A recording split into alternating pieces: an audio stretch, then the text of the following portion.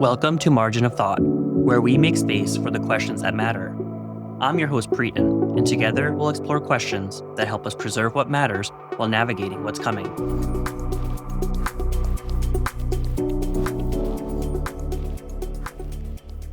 Today's guest took an unconventional path to educational leadership, from debate coach to technology director to associate head of school. Joe Carver has spent his career thinking about how technology shapes learning, and more importantly, how can we adopt innovation without losing what matters most, the teacher-student relationship.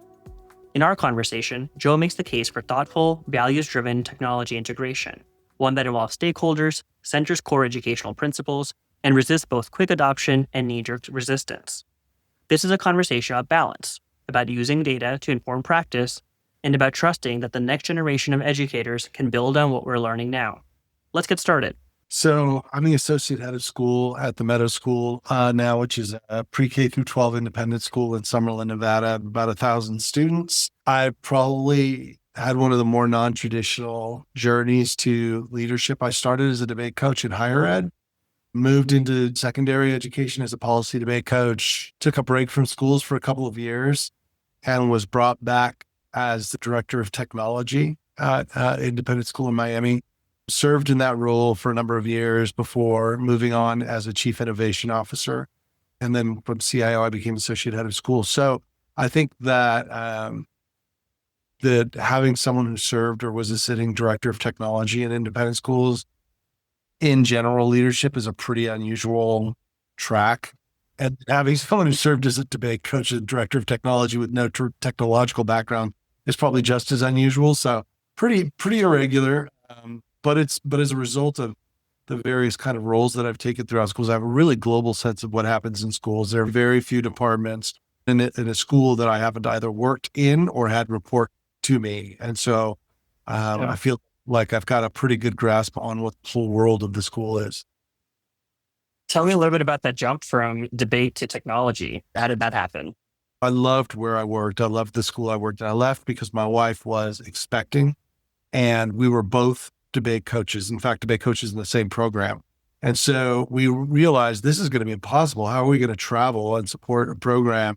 And if I'm being totally frank and transparent, she was just better than me. And anybody who works in the debate world who's going to hear this will say, yeah, that was self-evident. So I stepped away. And while I was out of the community, I was working with a nonprofit to bring debate to students in the Miami market. The former head of school that I had worked for had agreed to serve on that board. And we got to talking one night, and I had begun working with Apple. And we got to talking one night after a meeting. And I was giving her sort of my riff on what I thought the challenges of technology at the school that we were at were and why our students weren't as well prepared as they should be. She immediately said, "Will you come by and see me next week? I want to talk to you." I went in, had no idea what the conversation was going to be. And she said, "I want you to be our director of technology." And I said, I don't know really anything about infrastructure technology. I didn't know a firewall from an access point. The team she had was relatively well established. They'd been in that department for, in some cases, 10, 12 years. And she said, and this is the part that might be apocryphal and that I've distilled on my own, that what she was really looking for was not a technologist. She was looking for a leader. And she'd seen me lead and knew I could do it. And so I jumped in. I recently, this last year, I won the Atlas Pillar Award, which was a great honor. And when I found out, the first people that I reached out to were those original team members from that team, because that job could have lasted 2 weeks just as easily as it could have lasted 10 years, because it totally was reliant upon their kindness, their willingness to let me lead, their willingness to let me grow and be vulnerable in front of them. And they were just so gracious in every respect of that they own a huge part of that award. So, and that's how I got started. Congratulations on the award. I want to hear a bit more about your leadership strategy, especially when it comes to technology. But before we go there, I'd love to hear, what is your earliest memory of an education technology tool that you used as a student? I have a twin sister, and she and I had switched schools in 7th grade to a one-room school that was a K through 8, one classroom, 25 kids, one teacher, very non-traditional and very disruptive. It's not something that either of us expected, and we needed it. In retrospect, it changed the trajectory of my academic life. But at the time, it was very disorienting. I remember the first computers being brought into those classrooms, and I believe they were Apple. I had a Commodore 64 that was a home computer, but I think the first school computers were Apple. And I think, like a lot of people from my generation, we started by doing our sort of typing lessons on them. And then I have distinct recollections of spending an entire afternoon coding on the Commodore 64 to get a balloon to cross the screen. But I think that, like a lot of us, it was very much about a tool that replaced the teacher in a situation like that, where there was only one teacher and kids across a 9-year spectrum of learning years. It was really used to keep moving us forward so she could focus on the younger students in that time period. To me, it didn't appear magical. The first thing technologically that felt magical to me was the first real game I got for my home computer that involved using a cassette recorder tethered to the Commodore 64. This cassette was transmitting the game to the computer was just mind-blowing to me. I don't have the technological acumen that a lot of my peers and directors of technology in schools have, nor did I have the curiosity to break it open and figure out how it all worked. I just remember thinking it was pretty magical. Then it just continued to escalate from there, obviously.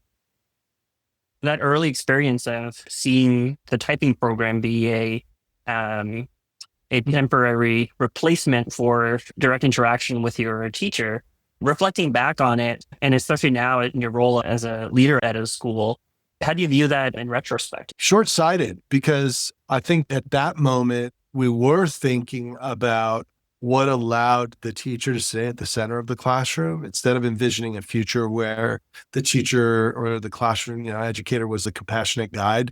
I think we're still really challenged to displace that model. Some of my fondest memories as a student were being enraptured by a literature professor talking about something that, Kate Chopin's The Awakening or whatever, and just thinking, what a brilliant pursuit to spend your life in books and to share all those ideas. And so I don't approach it from the lens that teachers aren't valuable. I think we've hemmed in their value by positioning them as the expert in all things, as opposed to sort of like I said, the guide who's going through this learning experience with you opens up so many other doors from a student standpoint, from a neurological / nervous system standpoint.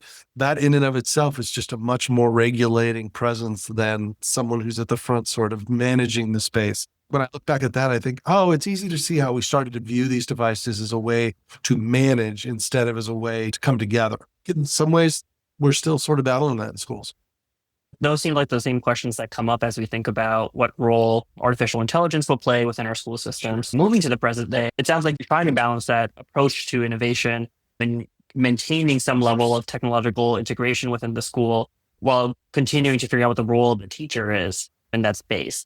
There are folks who are on both extremes of this. There are folks who think that the personalized AI tutor will replace wholesale need for teachers. And there are folks who think that we have to keep our classroom as technology-free spaces. The technology happen in other realms. Sounds like you fall in the middle, but I'd love to hear from you what your philosophy is on finding that balance. I'm pretty hard on myself, and so I think of myself as being in the middle as almost an act of cowardice. But I think it's just much more pragmatic. I really enter into the space the same way I entered into the director of technology role, with an assumption that I don't know nearly enough to make a decision. So I try to remain open. One of the things that's worked to my advantage as a whole is just my curiosity. What I've learned from being in the purchasing position is to not let my curiosity dictate the outcome. So I have a process where I indulge myself in everything. So the Rabbit R1 comes out and everyone's ordering them, I'm going to have one. I'm also not going to buy 800 of them and distribute them to faculty and students, because I feel the pragmatic approach is to let some of these things play out. It makes far more sense to use the North Star of our core values as an institution to determine where we do and what we don't. I'll give you an example. We had a number of cases at the end of the year where we had questionable uses of AI as relates to papers and what is not appropriate, what counts as plagiarism. Some of those things, by virtue of a number of different factors that were not predictable, landed on my plate.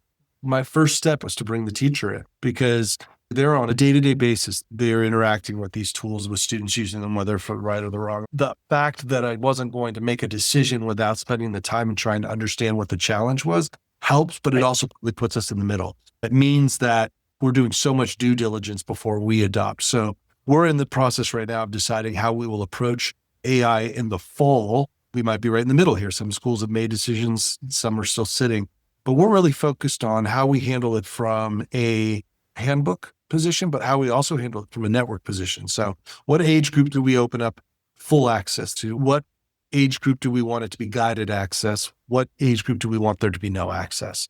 And I just think that the process of involving all the right voices in those decisions almost by default puts me in the middle because it's more situational than it is institutionally. One policy fits the. I think the phrase that there's no word for being first is important when we think about education technology in schools, because we've seen a rush in some areas to figure out how do we get 800 R1s to all of the students because it's the newest and greatest fad. Figuring out what that due diligence looks like is an important consideration for technology directors, but obviously also classroom instructors as they figure out what their pedagogical strategy looks like and how they're going to adapt to the new technology. So on that note, what does that due diligence look like for you? What are the factors that you consider? You talked about age appropriateness, but what else goes into deciding what are those things that you're going to bring into the school? How will you decide what age ranges will be exposed to them? I think that'd be really helpful for both other technology directors across the nation, but also individual teachers to hear. I think first and foremost that I look at this from the lens of a parent. I have two young children, a 10-year-old and a 13-year-old. And so I think I have a pretty good grasp of what the average 10-year-old is using these tools for. I try to keep in mind what might be non-unique, what might be already inevitable, and not let my ideology or concerns get in the way. There may be a part of me that says, I wish I could keep my kiddo away from some of these tools until she's 15. But realistically, if I know that's not the way that the walls outside of school are going to work, I need to figure out what that intersection looks like. So I think that some schools will say, we're just going to block everything. We're not going to allow any access. We're a school that wants to be in partnership with our families and the community at large. If we have a distinctly different set of rules that are outliers when the kids walk off campus, I don't know how effective it is. We're not really meeting the moment with them if that's the case. We try to figure out what that is based on our core values. If we have a core value of inquiry, then how does this tool get leveraged to support inquiry? And if I can't trace back whichever decision we make to one of those things, then it's a hard no for me. And that was in Sacred Heart education had the goals and criteria. And so you have those as your North Star to trace back. Developmentally, it helps to decide what things are appropriate. In our instance, those three stages are reflective of what we believe, which is no access, guided access, unfettered access. And you try to divide into those three pods. My goal is for my upper school students to have the wise freedom to have unfettered access, to understand what consequences are, to know what ethical use looks like. But I don't get them there if I don't have some sort of staged process. So that's where we are right now, which means working with a tool that is a kind of walled garden version of the AI tool that gives us a chance to answer those critical questions in classrooms before transitioning. In our case, we're a Google education school, so before translating into Gemini as a ninth grader and having a little bit more unfettered use. But even that, by virtue of our admin console, we have the ability to still intercede where we need to. So I'd say that we take very incremental steps that we think are age appropriate. When questioned about what constitutes how we make the decision about age appropriate, there are a couple of voices that I think always have to be in the conversation. The first is the eternal voice of what our core values is. The second is our student support services, folks that spend their day assessing what it takes for students to be positioned best to learn. And then division directors, because the successful implementation of any of these policies will involve some measure of, for lack of a better word, mid-management support. So if faculty feel like we've been too expansive about or too liberal in our sharing of allowing some of these tools, they're most likely to go back to division directors, their principal, depending on what school system you're in. And if that principal's immediate reaction is, I agree with you, but this is what I was given, then you're done. It's over. It's really important to have all of those voices. Even if that slows us down, we run into a division director who says, gosh, I'm just not comfortable yet. Then we pump the brakes because it's way more important to be aligned than it is, as I said earlier, to get there first.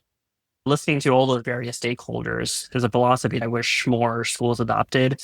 Oftentimes we work with schools where we come into a particular school in a district and they're like, we were told to do this. We don't know even how to start. I don't even think this is the right way to approach it, but can you help us do the next thing because we have to? It's definitely a concern we hear from both teachers who are given guidance from their principals, but also principals given that guidance from whatever their higher, whether it be the Board of Education, whether it be their superintendents. That idea of listening to all the stakeholders that trickle down is an important one for folks to slow down and listen to.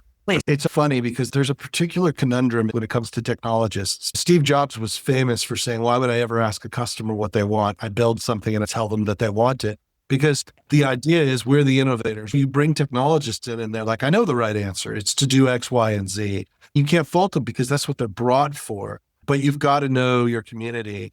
And in some communities, it may be such that it's, we're running as fast as we can and we're okay with whatever happens as a result. Some communities are going to be slower than that. And so in this instance, it's about figuring out what trumps. Like, does your innovation trump your core values, or your desire for innovation not trump your core values? And I think that we had a conversation here a year or so ago, about a year and a half ago. And we were talking literally about the word innovation. That was part of my title for 4 years, Chief Innovation Officer. A former head of the board said to me, I don't know if this is us. I don't know if innovation everywhere is who we are. And if everyone in that room didn't hear that and take note, then they made a mistake, because that is a strong signal about where you are and what success is going to look like. You have to hear those voices because they're largely going to be the ones who determine your success. And how do you balance that want to be innovative, that desire to keep up with the latest technology, the desire to make sure that the technology that the students are being exposed to, you're finding healthy habits for them, with figuring out how to balance your core pedagogical values, your human values that build your institution as a whole. There's some of this technology does things that you can do other ways. Like, the technology is not the end all be all way of achieving some of these things. That's not always true for everything. But it seems like sometimes folks pursue that technology just because it's innovative, right? Even if it's not the only way to approach it. So how do you balance that desire to embrace the technology for your core values with doing it just for the sake of being innovative? I think that I redefine the goal. And so for me, if I find something that's really, truly innovative, but it's much too large of a leap for our community to take together, that doesn't mean that there's not a part of my community that won't benefit from it. And so it might be that what I just discovered is life-changing for the admissions team. It's a mistake to think that the decisions have to blanket your whole community. And so I look for pockets where innovation can be dropped and grow on their own. And so what that does is it builds a community of people who are also innovative.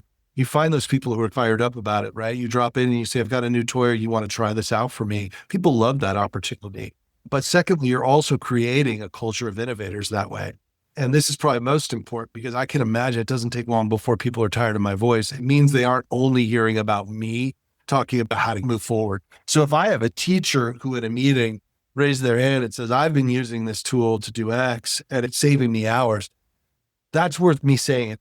And so I think the way I manage it is to look for those smaller pockets and say, it may be one employee, it may be one person who has a use case that I was like, hey, I'm going to bring this in. I think the Apple Vision Pro is a good example of this, because it's definitely not something you would adopt for a school of 1,000, but given to the right employee, it could inspire tremendous change in a classroom. We're not going to buy 30 sets of those, but it's a thing that somebody might look at and say, that's frivolous, or, oh no, we're not going to all be wearing these. But boy, if you know who that right teacher is, who looks at that and says, I've been trying to figure out a way to capture the energy of what it's like to be in this space, it creates a culture over time. And that building of culture with what the students walk into the building with, that's another interaction I'd love to hear how you manage, because another concern we hear often is that students are coming in engrossed in the technology, and a lot of the technological tools that are brought into the school are reactive. They're, we got to keep up with what our students are doing outside of the school. Our students are telling us that they are useful already. They find it more engaging. They're more excited about it. But that seems to be a bit more myopic than the way you're approaching it. Just because the students find AI exciting isn't enough of a reason to bring it into the school, but it probably plays our role, right? It's not a non-factor. How do you figure out what level to respond to those kinds of students either needs or desires with, again, maintaining those core values, which I think that people struggle with sometimes. I consider it a professional responsibility to stay conversant in all of these things. One of the greatest enemies we have for really successful education is complacency. My expectation is that a teacher should be able to carry on a conversation about the merits of these tools, regardless of whether we've decided to use them or not. Nothing is less convincing to an adolescent than saying they can't use something that you can't figure out. And so I think we had this conversation with an admissions director the other day. She said something about, you're different about that. And I said, I used to think of that as a compliment, but I don't so much now because it disappoints me. Because the thing that made me different from what we were describing was the responsibility that I feel to stay up to speed with all of these things. And it's a struggle for me too. We have a friend, you and I share a friend, Stefan Bouchard. I certainly don't have the conversant nature in these things that Stefan has, but I try. And I think that we need to set the expectation with our faculty and our staff. That's an expectation. We expect professional learning. And that professional learning shouldn't be just a 2-hour seminar and a conversation. It should come with the sort of incumbent responsibility to stay able to have these conversations with your constituencies who are your students. So if a student can talk to you about a tool and you're wholly unfamiliar with it, that's fine. But if a week from now you're still wholly unfamiliar with it, then I feel like you're not holding up your end of the bargain. One of the beauties of this technology is it has the ability to liberate time for us. And then the reinvestment as educators has to be in what connects us to students. So that time that you're getting freed up because you can use a comment bank in Canvas should be reinvested in the things that you know will continue to build connective tissue between you and your students. That proposition does not inherently come with the promise that at the end that knowledge will be a part of your classroom. It's just a part of being a part of the community and being able to contribute to the community. Maintaining that the human aspect of your school and your classrooms, and the connection between your teachers and the students, that is another challenge that I think folks struggle with is students already are so disconnected from their peers, from their instructors, from educators, and the sense of community in our school buildings does seem to be deteriorating. The more technology that is brought in, the farther we seem to be getting in some school districts. It sounds like you're, again, like the middle ground that you're balancing is one that I'm hoping we can all learn from, of approaching the technology as a way to maintain or build on that human connective tissue or social tissue. But tell me more about what that balance looks like. How do you inspire that for your faculty and for your students? I don't know if this answers the question directly, but I think we have to reverse engineer the things that have changed about community building as a result. I spoke at my former school about a year, maybe 2 years ago about this. I had everybody from first to third grade in front of me. How many of you are on a group text? 90%. Most of them go into iPads. Parents feel great because their kid doesn't have a phone, but they've got an iPad and they're on a group text. How many of you have a classroom group text where everybody from your classroom's on? Everybody raises their hand. Great. Any problems in there? Yeah, actually, my mom took me off of it and I got re-added without being asked. A lot of kids. Yeah, that happened to me too. That happened to me. I don't like it because they send messages throughout the night. And so shifted the conversation to the adults. Do you have any idea why this is happening? Think about as an adult, the first time you were part of a group text. You had already been building community in person for probably 15, 20 years. Their first community when they're 4 years old has no norms. And they have no model for what those norms look like. And they never have a conversation about those norms. They're just in it, right? Which is why they're re-adding kids. Because when you have the conversation, say, do you understand why someone wouldn't like that? Yeah, I guess I do. We know that because I spent 30 plus years getting to know what it's like to interact humans face to face before I was in that situation. They're not. So when we reverse engineer and we say, what is this generation not getting that we did get? Then we can start to build and have those conversations. That conversation ended with, all right, let's all get into small groups and put our group chat norms up on paper. Let's write them out. Let's talk. And now we've taken that off the table. They don't know what they don't know. Overused, but entirely true. They don't know there should be a norm. They're just going through it and it's happening so much faster. So if we reverse engineer and think about what's getting left out of this process, what do they not know they're missing? Then we can supplement it. And that's truly what the classroom becomes about, because my computer can easily teach me calculus now. classroom will always have content as its sort of focal point, how we come together, but the opportunity to use it to backfill community and relationships and norms is how we sort of get over that piece that you're talking about where we're also disconnected. Right. I think that idea of reverse engineering it is appealing and seems promising. Before we end, I'd love to just hear your biggest fear in the next few years when it comes to the way technology is moving, but also your biggest hope. And hopefully you can end with the hope. My biggest fear is usually about reaction. And in this instance, overreaction. I know there are plenty of people whose biggest fear is we jump too quickly. My bigger concern is that those schools that will have been determined to have jumped too quickly will have some repercussions that will cause other schools to overreact and lock down. Yeah. And we will become adversaries to innovation in the interest of self-preservation. We should recognize that those schools that are the early adopters that are out there taking the hits, they're doing it for all of us. We all benefit from them. We shouldn't use them just as an example of what not to do, but we should take those lessons and use them to build on. That's one of my fears. The way these things work cyclically is that we will turn our backs on some of this innovation. When I see it as having the potential to revolutionize the way that we teach kids and also to reach students that we've struggled to reach before, whether it's because of neurodiversity or class size, the potential is limitless. My hope is that institutions preparing future educators, whether in an education program in undergraduate or whether it's a master's program in your field, that they will all begin to really take stock of a couple of things. One, how to leverage the data we generate to determine what best practices are for future education. And number two, to take on that responsibility of all of us in one way or another is an innovation teacher now, all of us. We have that choice or we have another track for our careers. If we can't get behind the idea of adopting innovation as part of our pedagogy going forward, I don't have much hope. My hope is that we would turn our attention to the solutions that the data we've been collecting provide. Those programs will start to say, look, an expectation is that you learn how to use that data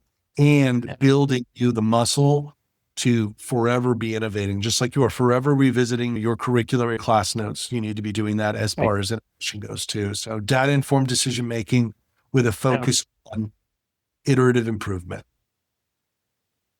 I think I share the fear and the hope. I think that the backlash some institutions get might scare folks. I hope they approach it where they're taking a risk for all of us as a community.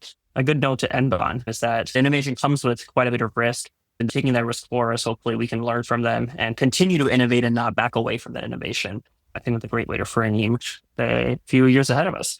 Thank you as always. Sure. So much insight that I think I'll have to reflect on, and I'm sure other folks will reflect on. There's so much to learn from your experience of figuring out that middle ground. I think sometimes you hear those extremes and you try to figure out which camp you're in. And I think trying to figure out, rather than we know which camp am I going to just settle down and figuring out, okay, how do I balance all of these things is a much more productive way for all of us to approach these questions. So thank you. Yeah, it was my pleasure. Carver showed us that leadership in the age of educational technology means holding multiple truths at once, embracing innovation while protecting the essential role of teachers, leveraging data while maintaining human judgment, and staying open to change while grounding decisions in core values. Stay with us this season as we continue asking the hard questions about technology, learning, and what we want to protect. And don't forget to pre-order my upcoming book by visiting ethicaledtech.org. Thanks for listening to Margin of Thought. If this episode gave you something to think about, subscribe, rate, and review us. Also, share it with someone who might be asking similar questions. You can find the show notes, transcripts, and my newsletter at priten.org. Until next time, keep making space for the questions that matter.